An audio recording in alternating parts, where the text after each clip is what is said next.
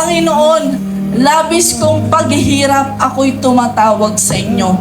Dinggin niyo po ang aking pagsusumamo. This is the moment po, mga kapatid. Sabi niya, labis akong naghihirap. Ako'y tumatawag sa inyo. Pag po pala tayo nahihirapan, whatever it is, tumawag tayo sa totoong makakatulong sa atin. Sa totoong makakakilala sa atin. Sa totoong alam kung ano yung pinagdadaanan natin. Sa totoong alam kung sino ba talaga tayo inside and out. Sino dito naghihirap? Hindi lang sa pera.